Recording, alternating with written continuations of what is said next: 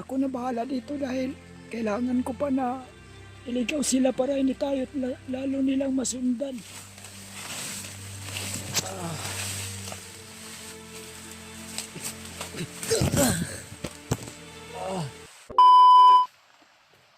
Itakas ko na po si Brad Andre. Buta kalakas ka, Brad. Sana sila Commander Butakan ba di? Wala na, malayo na tayo. Salamat talaga sa tulong mo sa akin ba di? Kawawa ka, Brad, wala kang chinilas. Anong gagawin natin dito ngayon? Ang buhos ng ulan ba di? Kontakin natin yung iba mong kasamahan. Okay ka lang? Sumamila ka ng katawan ko. Ha? Mahina pa yung katawan ko pero O kaya mo nang maglakad? medyo kaya-kaya naman pero hindi ko pa talaga kaya na walang Sige na, huwag kang magano. Dahil marami sila. Alam ko, hinahanap na nila ako ngayon. ang kasi ang buhay ko ba di? Wala na akong maitulong pa sa'yo, kundi ito lang talaga. Kung sakaling man mahuli ako o mapaslang nila ako, at least nakagawa ako ng kabutihan dito sa mundo. Nabayaran ko rin yung mga kasalanan ko.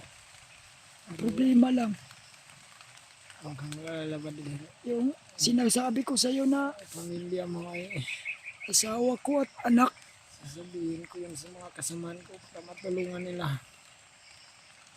sige na ba di? Okay. Hindi na lang siguro ako sasama sa'yo. Ako na bahala dito dahil kailangan ko pa na iligaw sila para hindi tayo lalo nilang masundan. Ikaw na'y bahala. Kaya na magkani mo. Pwede makiusap mo mali. Ano yan? Dadalhin ko yung cellphone mali. Itong hawak ko. Ako na magdadala niyan.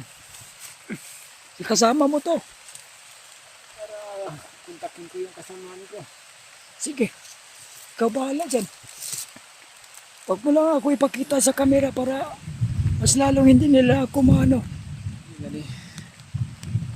Basta isa lang Ako nang masasabi bahala. ko sa'yo mali. Salamat talaga ng lubusan. Basta yung sinabi ko sa'yo Huwag kang na makalala. Yung pamilya mo ay huwag na kayong magtagal dito. gagawin ko rin yung pangako ko sa'yo mali. Magpagaling ka. Asahan ko yung pagbalik mo. Matutulungan mo ako. Pakababa ka mali. At doon tayo magkikita sa pag-usapan natin na pero kung hindi man ikaw makarating doon, Huwag ka nang mag-alala sa akin. babalikan ka namin dito. At ikakausap Sige na. ko yun sa mga kasama. Alis ka na. Dahil may paparating na. Ako na bahala dito. Ay, mali. Paalam mali. Ingat ka. Hanggang sa muling pagkikita natin mali. Okay.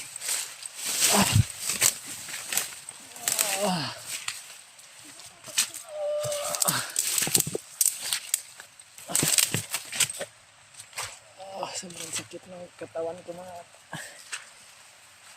Okay.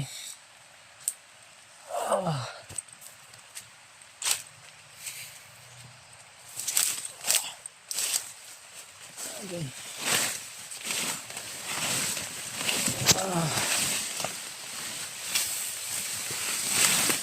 Kasi ang katawan ko mga tol. Pero ang importante ngayon ay wala na ako doon sa kamay nila Commander Butakan. Kaya laking pasalamat ko talaga mga tol sa bandido na tumulong sa akin. So ngayon mga tol ay nagpaiwan siya para iligaw niya yung mga humahabol sa amin mga tol dahil marami kasi yung humahabol eh. At ipagbakbakan na naman siya mga tol. May mga putukan sa unahan natin. Alam ko na siya yun. Okay. Kailangan kong lumayo-layo dito mga tol sa area na ito. Hanap ako ng signal at kukontakin ko yung cellphone ko na hawak ngayon ng tauhan ni Commander Banggil.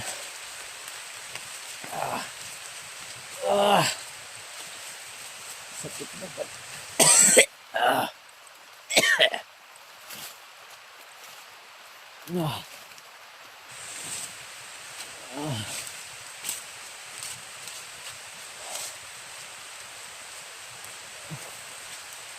Kailangan kong makalayo mga tol. Okay. Ah. Ah. Ah. Ah. Ah. Okay. Ah.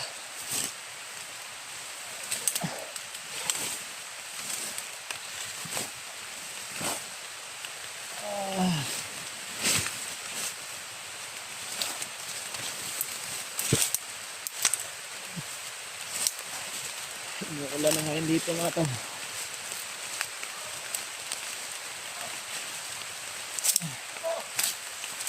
Kalaban na naman. Okay. Ah. Ah. Marami talagang naghahanap sa akin mga tol. Sapagkat nalaman nila na itinakas ako ng bandido na kasamahan nila. Sa ngayon ay kailangan ko talagang makita yung kasamahan ko mga tol, no? Sana mga tol, tulungan ninyo ako mga tol na share natin yung video na to sa mga kasamahan ko mga tol para matulungan nila agad ako. Pero kung ganito yung sitwasyon ko mga tol, baka mahuli ulit ako dito sa bundok. Yun o. May mga bandido mga tol na nagbabantay sa bawat sulok ng gubat dito mga tol. Dahil kailangan daw nilang mahuli ulit ako. Nagpapasalamat talaga ako sa bandido na tumulong sa akin mga tol. Para makawala ako dun sa kamay ni Butakan.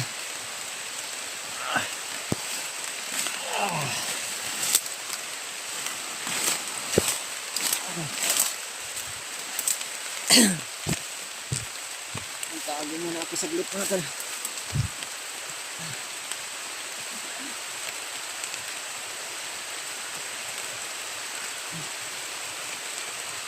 Tinakpan ko nga pala yung mukha ko mga tol.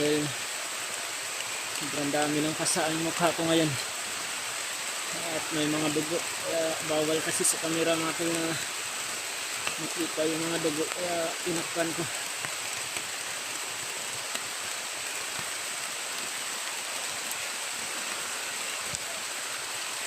Nakikiusap ako sa inyong lahat yan mga tol na sana po i-share nyo itong video na to kay Kuya Buds.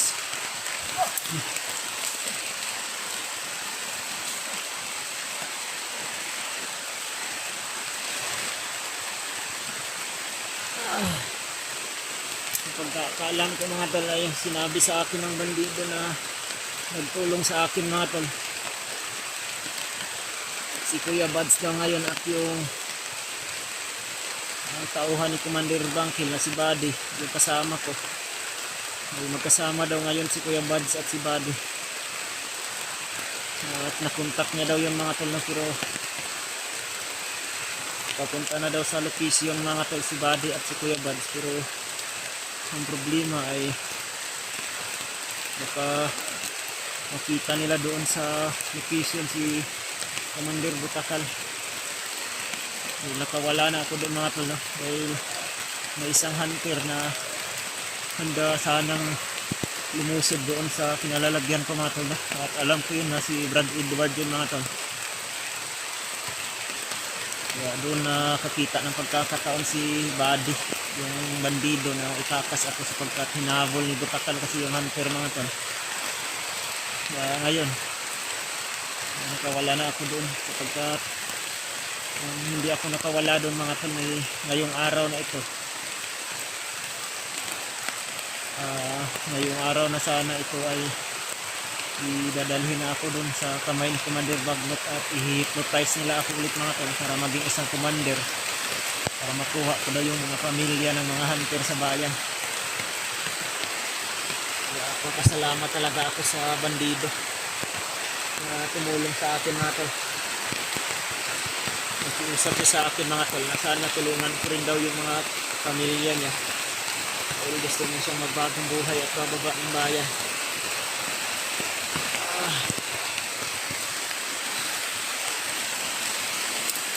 Ay, Marami yung mga bandido natin.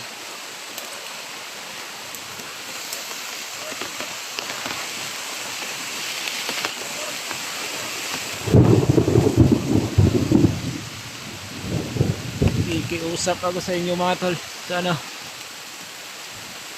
malaman to nila Kuya Buds, nila Brad Edward at sa lahat ng kasamahan ko na nasa bundok ngayon. Nakawala na ako mga tol at kailangan ko lang na makasalubong nila ako o makita nila ako dito sa bundok para makababa ako mga tol dahil sobrang hina talaga ng katawan ko ngayon.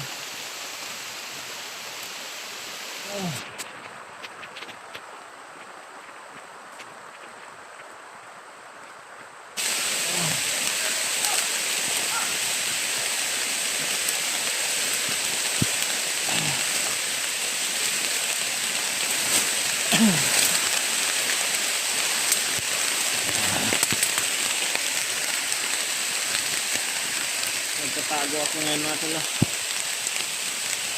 Delikado pag nakita nila ako.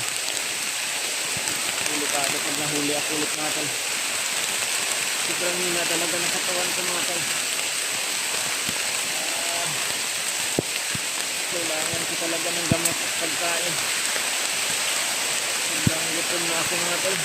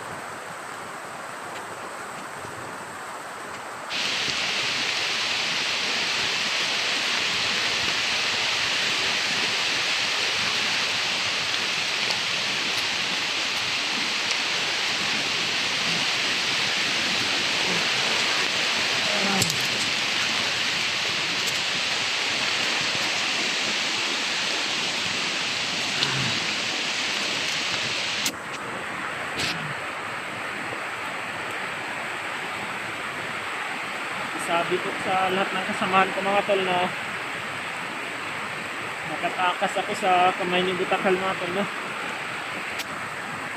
At sana po ay matulungan nila ako mga tol dahil sobrang hina talaga yung katawan ko ngayon mga tol.